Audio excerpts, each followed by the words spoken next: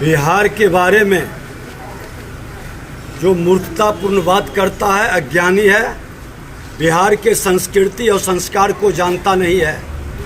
ये वही बिहार है जहाँ जिस धरती पर हम खड़े हैं यदि कुंभ का स्थल रहा।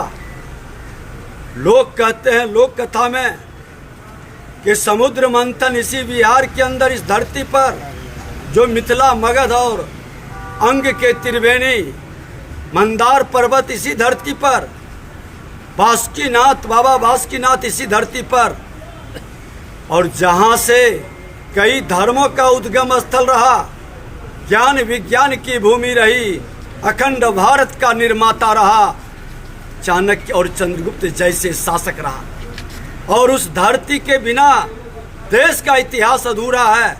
और उस धरती को कोई कलंकित करने का प्रयास करता है तो वो मूर्ख है, असुर प्रवृत्ति के लोग हैं। और असुर प्रवृत्ति को हमारी शक्ति की भक्ति से जो वंचित रहा है उसका मुक्ति निश्चित है।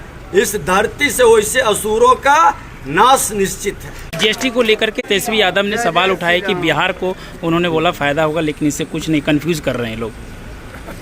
ये सोने के चम्मच लेकर जन्म लेने वाले, अनुकंपा की राजनीति करने वाले, जंगल राज के पाठशाला में पढ़कर अराजकता और गुंडा राज उत्पन्न करने की मानसिकता अब भारत के अंदर और देश के अंदर नहीं चलेगा। ये जीएसटी को समझते भी नहीं है, जिस जीएसटी के माध्यम से हमारी अर्थव्यवस्था और भगवान विश्वकर्मा के संतान देश के प्रधानमंत्री नरेंद्र मोदी जी गरीबों के लिए अपनी सभी योजनाएं समर्पित किए। माँ भारती के संतानों के लिए, किसानों के लिए, महिलाओं के लिए, युवाओं के लिए और गरीबों को फोकस करके उनके उद्धार और कल्याण के लिए, उनके विकास के लिए विकसित भारत बनाने का संकल्प को साकार कर रहे हैं। इसलिए इन सोने के चम्मच लेकर जन्म लेने वाले लोगों को समझ में नहीं आएगा। राजनीति एक तप है, जो जनता को भगवान मानकर सेवा करेगा वही इसके अर्थ को समझ पाएगा।